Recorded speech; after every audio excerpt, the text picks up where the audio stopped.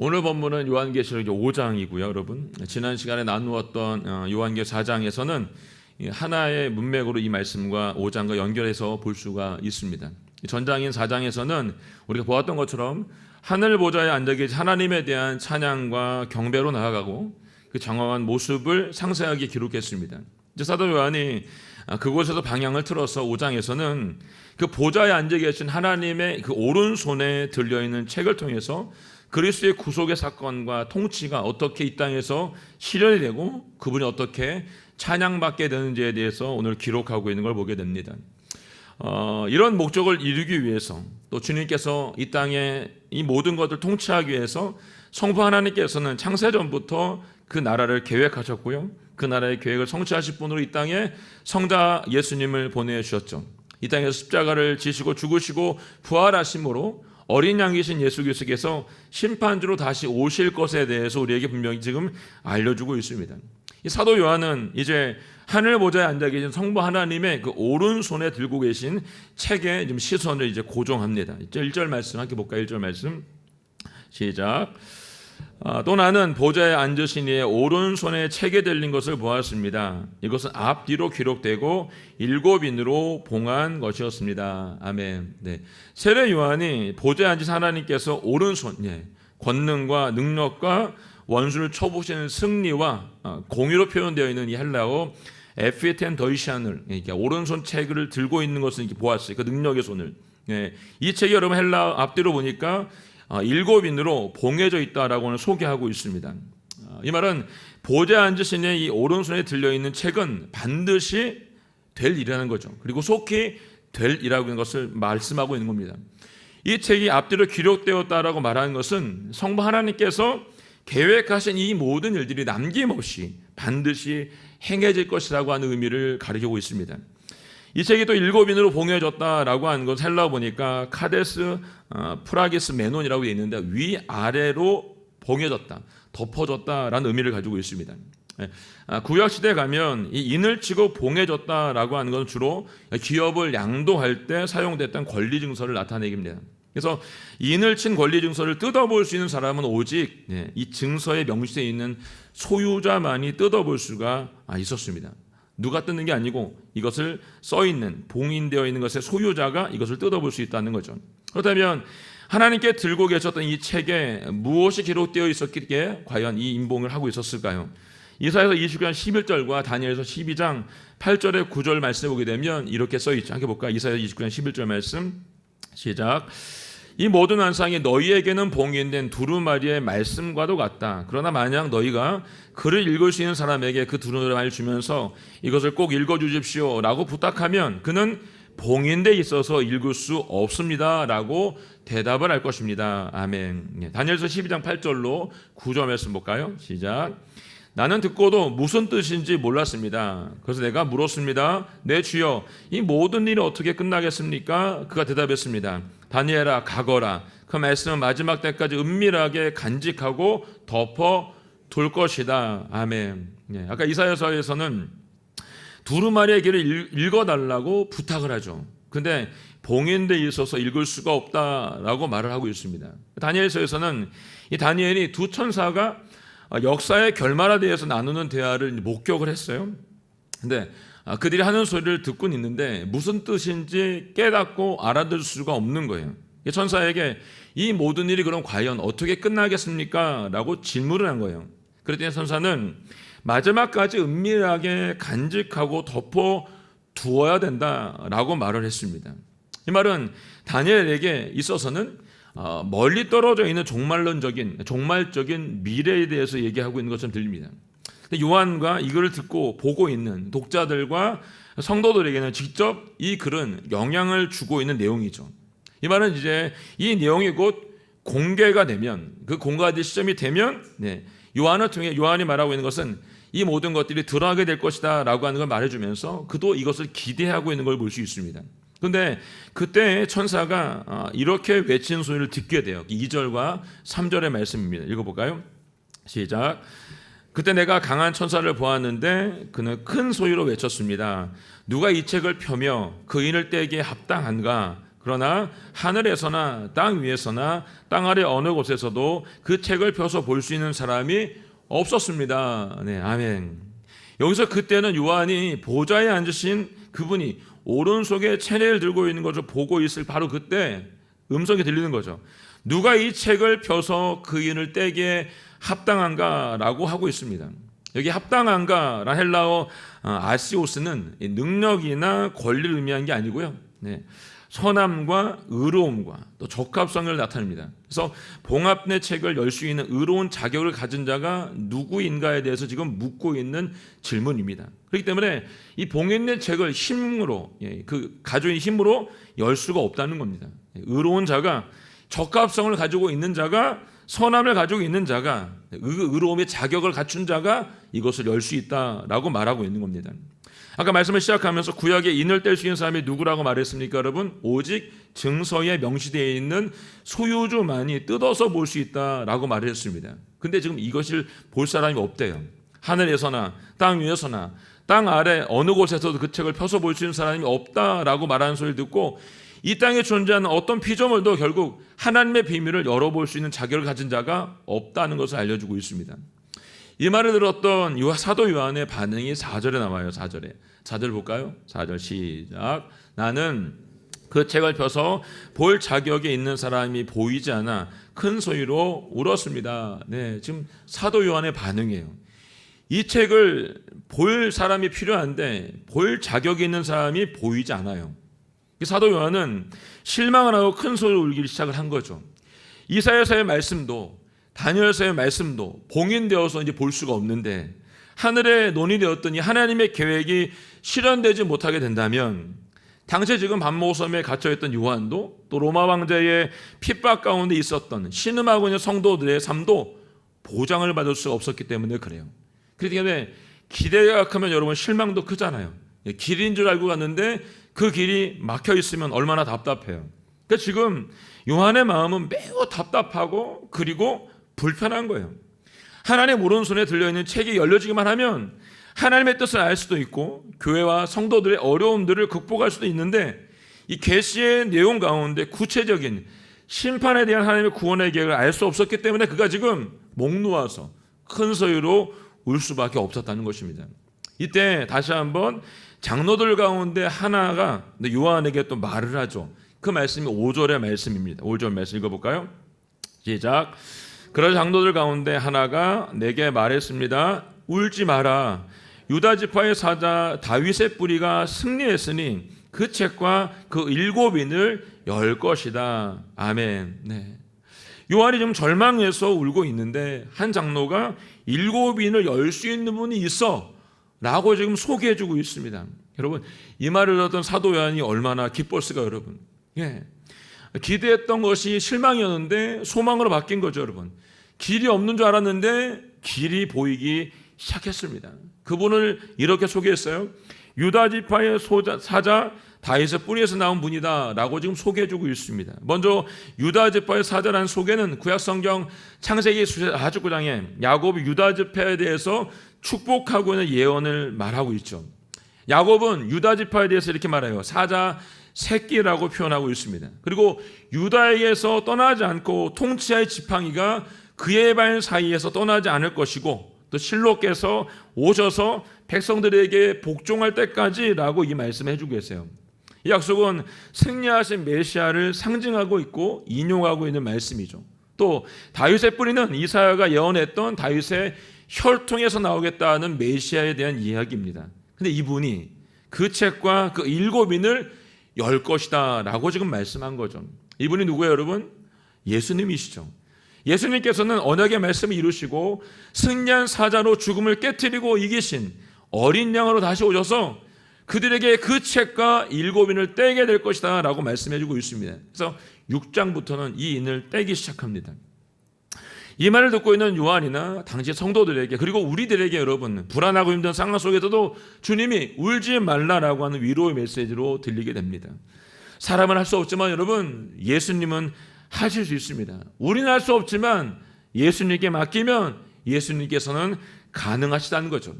오직 그분만이 이 책을 열어 믿는 자들에게 승리를 보장해주고 계십니다.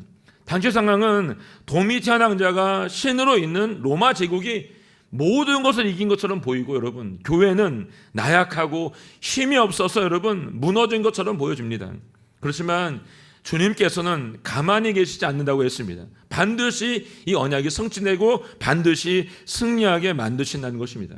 우리가 문제로 인해 울고 있을 때도 주님은 일하십니다. 우리가 어려운 가운데 빠져 있을 때도 주님은 가만히 계시지 않고 계속 일하십니다. 우리의 통곡이 멈추고 기쁨이 춤이 될 때까지 주님은 계속해서 일하실 것입니다. 반드시 주님께서 우리의 상황을 역전시켜 주실 것입니다. 그리고 그 길을 여러분과 저에게 보여주실 것입니다. 그래서 이 순간에도 우리는 해야 되는 게 있습니다. 우리 안에 이 소망을 발견하기 위해서 계속해서 엎드리는 게 필요하다는 거죠. 자, 6절 말씀 보고 6절 말씀 시작. 또 나는 보좌와 내 생물과 장로들 가운데 어린 양이 서 있는 것을 보았는데 중임을 당했던 것 같았습니다. 그가 7뿔과 7눈을 가지고 있으니 이 눈들은 온 땅에 보냄을 받은 하나님의 7 영입니다. 아멘. 네. 이제 요한이 보좌와 내 생물과 장로들 가운데 서 계신 이 어린 양, 아까 장로가 소개했던 그 어린 양을 지금 봅니다. 그런데 이 어린 양이 중임을 당했던 것처럼 보였다라고 말을 해요. 그러니까 어린 양의 모습에서 무언가 희생의 흔적을 발견한 거죠. 그 뭐 여러분, 과거에 십자가 죽으셨지만 지금은 살아계셔서 가지고 계신 주님의 흔적을 말하고 있습니다. 그것은 십자가형을 통해 갖게 되었던 창자국, 못자국의 상처입니다. 근데 이 흔적은 하나님 나라에서는 영원히 사라지지 않는 영광의 흔적, 스티그마가 되는 거죠. 왜냐하면 예수님께서 인류의 구원을 위해 하나님의 말씀에 순종함으로 갖게 되었던 흔적, 스티그마였기 때문에 그렇습니다. 바울에게도 이 흔적이 있죠, 여러분. 바울이 여러분 갈라디아서 6장 17절 하반절 말씀에 이렇게 말을 했습니다. 함께 읽어볼까요? 시작. 나는 내 몸에 예수의 흔적을 가졌습니다 라고 말을 했습니다. 성경을 보게 되면 바울은 40에 하나 감한매를 5번 맞았고, 여러분 태형으로 3번 맞았다고 했습니다. 돌에 1번 맞아 거저 죽을 뻔했답니다. 이 모든 것들이 그에게 흔적으로 몸에 남았겠죠. 채찍으로 맞고 투옥된 흔적, 온갖 모욕과 배척을 받으면서 쫓겨났던 흔적들이 바울에게 있었다는 것이죠. 그리고 자신이 가지고 있던 모든 세상적인 자랑거리들 다 분토와 같이 여겼던 바울이 말하는 거죠. 내 몸에 그리스도의 흔적이 있다라고 말을 했습니다. 사랑하는 여러분, 우리는 과연 어떤 흔적을 갖고 있을까요, 여러분? 이 현대 사회는 육체적인, 바울과 같이 받았던 육체적인 흔적은 더 이상 없는 것처럼 보여. 사실 우리가 예배하는 데 있어서 이런 흔적을 가질 만큼 고난을 겪진 않죠, 여러분. 하지만 여전히 믿음을 지키기 위해서, 그리고 말씀을 순종하고 지키기 위해서는 도전이 필요하죠. 그 말씀대로 살아가기 위해서는 내 마음속에 계속해서 갈등하고 있는 흔적이 우리 가운데 필요합니다, 여러분. 그렇다면 말씀에 순종하기 위해서 당했던 여러분들의 어려움은 과연 어떤 것이 있으세요? 그것이 가정과 사회 속에서, 일터와 교회 안에서, 학교에서 아픔과 상처로 여러분들에게 가지고 계신가요? 이것이 세상에서는 손가락질 당할 만한 흉이 될 수 있지만, 오늘 성경은 하나님 나라에서 영원토록 지워지지 않는 영광의 흔적, 스티그마가 될 것이다 라고 말하고 있습니다. 여러분 한번 생각해 보시기 바랍니다. 그리고 아직 이 흔적이 내게 없다라고 한다면 주님의 말씀을 순종을 하게 되는 흔적을 할 수 있기를 예수님의 이름으로 선포합니다. 저희가 이제 봄도 되고 이제 전도하는 일들을 나가서 하려고 하고 있습니다. 저희도 전도사님들과 함께 좀 나가서 찬양도 하고 이렇게 하려고 하고 있는데, 나가서 좀 욕도 먹고 이렇게 하고 와야 되지 않겠습니까, 여러분? 여러분도 동참해 주시면 좋겠습니다. 7절 말씀 보겠습니다. 7절 시작. 어린 양이 와서 보좌에 앉으신 이의 오른손에서 책을 받아 드셨습니다. 어린 양이신 예수님께서 보좌에 앉으신 성부 하나님으로부터 어떻게 합니까? 이제 그 책을 받아들었습니다. 이 받아드셨다 헬라어를 보니까 에일 레펜인데 생생하게 그리고 극적인 장면으로 묘사해서 있습니다. 동시에 세상의 모든 통치가 어린 양을 통해 성취가 된 것을 알려주고 있는 표현이 됩니다. 이 말은 어린 양이 그렇게 해서 하나님의 구속 계획을 성취하실 권위와 권한을 직접 누구로부터? 하나님으로부터 지금 부여받게 됐다는 것을 암시해주고 있습니다. 반모섬에 있는 요한뿐만 아니라 이 말씀을 듣고 있는 모든 성도들이 이걸 보면서 얼마나 감격스러웠을까요, 여러분? 언약이 이루어진 것을 보았기 때문에 다시 시작할 수 있다라고 하는 힘이 그들에게 생겼을 겁니다. 새 창조의 종말적 역사 이루어 가시는 주님이 계시기 때문에 우리는 거기에서 하나님의 위로와 소망과 미래를 바라보고 발견할 수 있다는 것입니다. 여러분, 세상이 아무리 혼란스럽고 앞이 보이지 않아도 여러분, 새로운 역사는 반드시 쓰여지게 되어 있습니다. 우리가 답답하고 혼란하고 이것이 뚫려지지 않는, 길이 보이지 않는 것처럼 보여도 여러분, 우리가 주님 앞에 나아가면 주님이 반드시 새 역사 이루어질 걸로 저는 믿습니다. 오직 예수님만이 그 책의 인을 뗄 자격이 있으십니다. 천사도 장로도 그 어느 누구도 그 인을 뗄 수 없어요. 오직 어린 양이신 예수 그리스도만이 가능하십니다. 성부 하나님으로부터 이 책을 어린 양이신 예수님께서 받으시자 어떤 일이 일어납니까 여러분?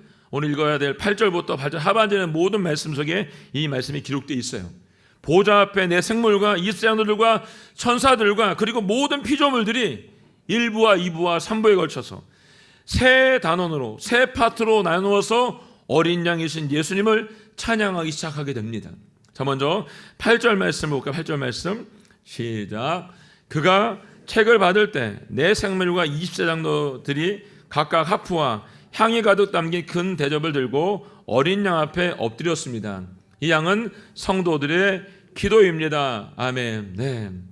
어린 양이 그 책을 받을 때 내 생물과 24장로들이 그분 앞에 어떻게 합니까? 엎드려 경배합니다. 그리고 각각 하프와 향이 가득 담긴 금 대접을 들었는데 향이 가득한 금 대접은 성도들의 뭐라고요? 기도라고 말하고 있습니다. 그러니까 이 기도가 여러분 결코 땅에 떨어지지 않고 하늘 보좌에 모두가 상달되어서 보관이 되고 있는 거죠. 그냥 보관이 된 게 아니라 보니까 금 대접에 보관되어 있다라고 말하고 있습니다. 이 말은 우리의 기도를 하나님께서 소중하게 여기신다는 걸 보여주고 있는 거죠. 그래서 우리의 기도는 여러분 쉬어서는 안 돼요. 여러분, 기도는 우리의 호흡이고 여러분, 기도는 하나님과의 만남의 대화가 되기 때문에 그렇습니다. 하나님께서 저와 여러분이 기도할 때 우리 입술에 귀를 내시고 그 말씀에 귀 기울여 들어주시는 분이십니다. 이들이 주님께 드렸던 기도는 과연 뭘까요 여러분? 그들이 드렸던 기도는 여러분 순교자들이 하나님께 정당함을 인정하기 위한 탄원이었고 더불어 제국과 우상 숭배자들에 대한 심판에 대한 청원의 기도를 드렸던 걸 볼 수 있습니다. 우리의 기도와 과연 어떤 차이가 있을까요? 그들의 기도와 여러분 스마트폰에는 녹음하는 기능이 있어요. 녹음 기능. 여러분 기도하실 때 한번 자신의 기도를 녹음해서 한번 들어보시기 바랍니다. 내가 과연 무슨 기도를 하고 있는지, 얼마나 기도를 하는지 한번 보세요. 그래서 여러분 한번 녹음기 켜놓고 기도할 때 틀어놓으시고 한번 기도해 보시고 그 어떤 기도를 내가 하고 있나도 보세요. 오늘 당장 가서 한번 해보시길 추천드립니다. 아니면 내일 새벽에 기도할 때 옆에다 틀어놓고 한번 들어보세요. 내가 무슨 기도를 하고 있는지. 상도 여러분, 기도는 변화를 일으키는 힘이 있어요. 우리가 기도하는 동안 하나님께서는 우리의 성격도 바꿔주세요. 저는 믿어요 여러분. 우리가 성령 받으면 우리도 바뀔 수 있습니다. 우리가 기도하면 우리 인생도 바뀝니다.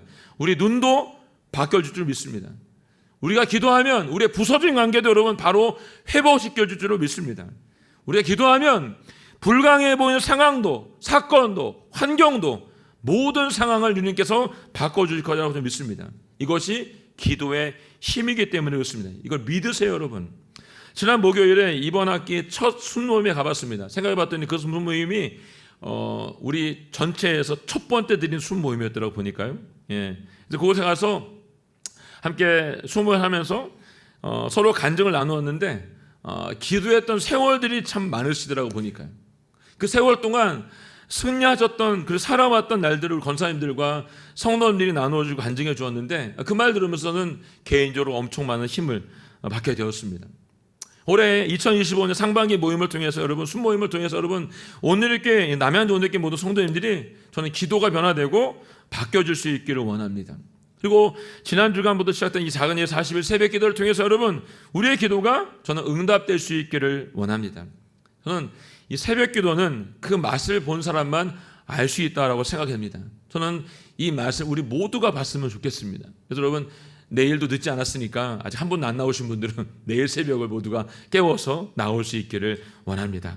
자, 9절부터 14절은 이제 세 파트로 나눠 있는 찬양에 대한 내용인데 함께 읽어볼까요? 시작. 그들은 새 노래를 부르며 말했습니다.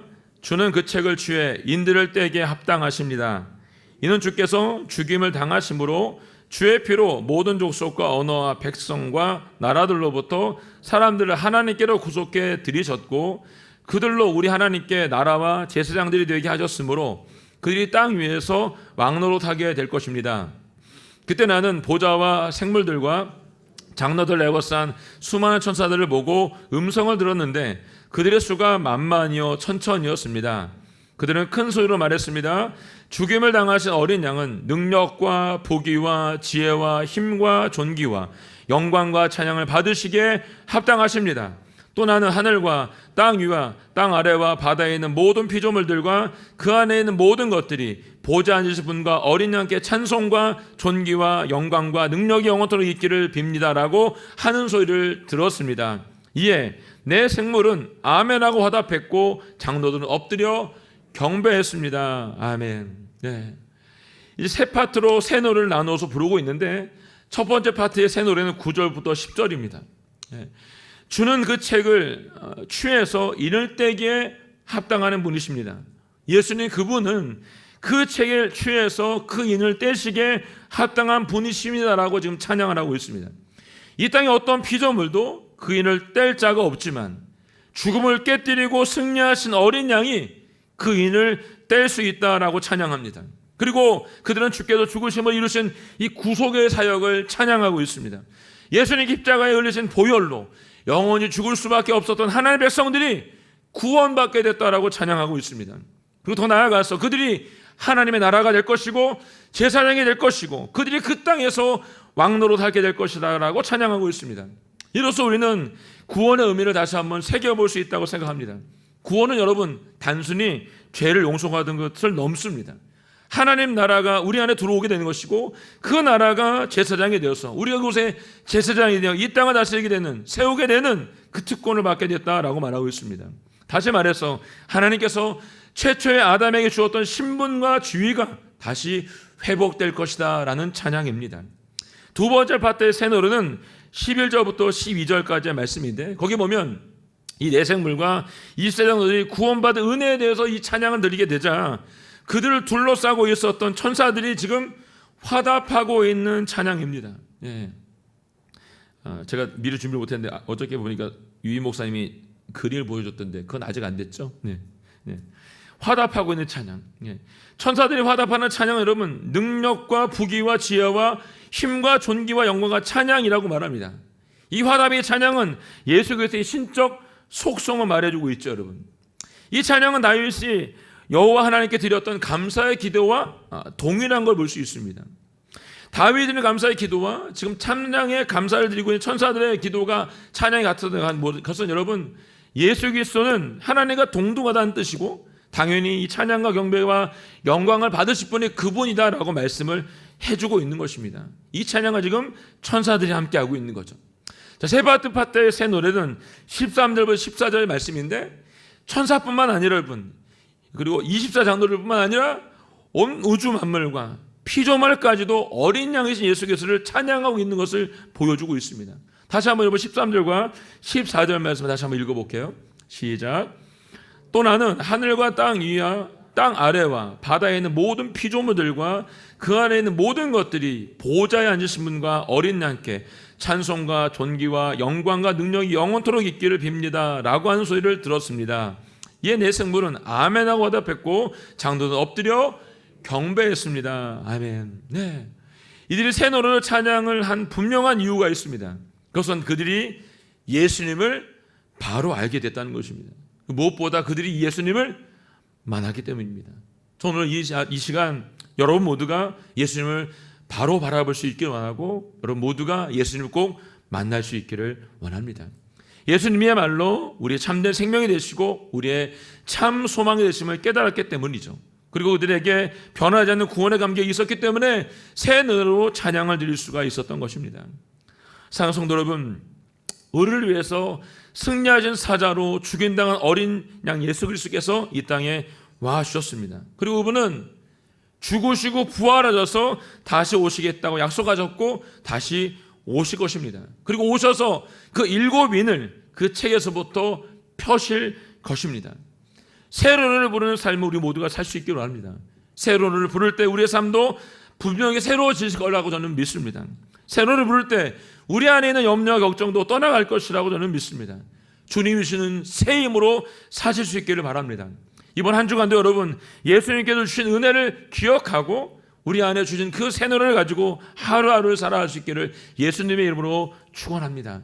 내 힘이 아니라 주님이 주신 힘으로 살 수 있기를 합니다. 새벽을 깨우며 주님에게 말씀하신 대로 우리 모두가 선포하고 살 수 있기를 예수님의 이름으로 선포합니다. 아멘. 함께 찬양하고 기도하도록 하겠습니다. 오늘 찬양은 이 나와 있는 가사, 오늘 나와 있는 찬양의 곡을 가지고 가사를 가지고 썼는데, 죽임당하신 어린 양 모든 족속과 방황의 백성과 나라 가운데서 우리 피로 사셨습니다.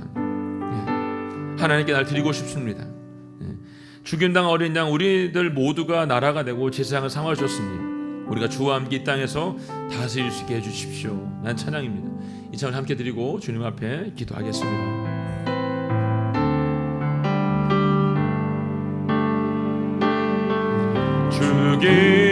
죽임당하신 어린 양 모든 족속과 방언 백성과 나라 가운데서 우리를 피로 사서 하나님께 드리셨네. 죽임당하신 어린 우리들을 나라와 제사장 삼아 주셨으니 우리는 주와 함께 이 땅에서 다스리니. 아멘. 죽임당하신 어린 양 능력과 부와 지혜 힘과 존귀와 영광 찬송 받으시기에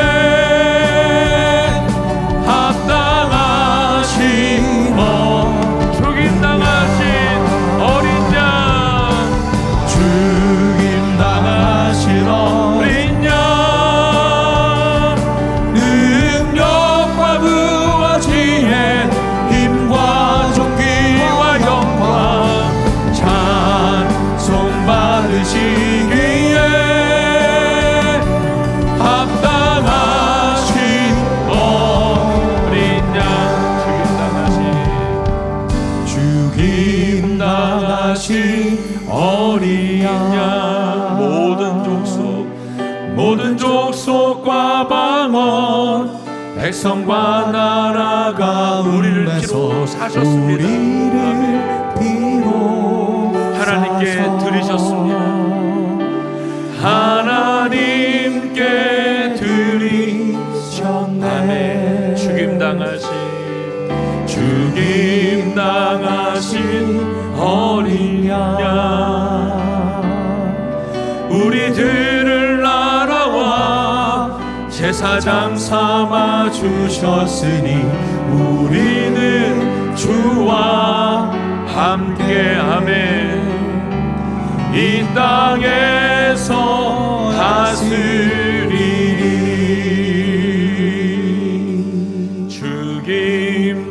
죽임당하신 어린 양 모든 족속과 방언 백성과 나라 가운데서 우리를 피로 사서 하나님께 드리셨네. 죽임당하신 어린 양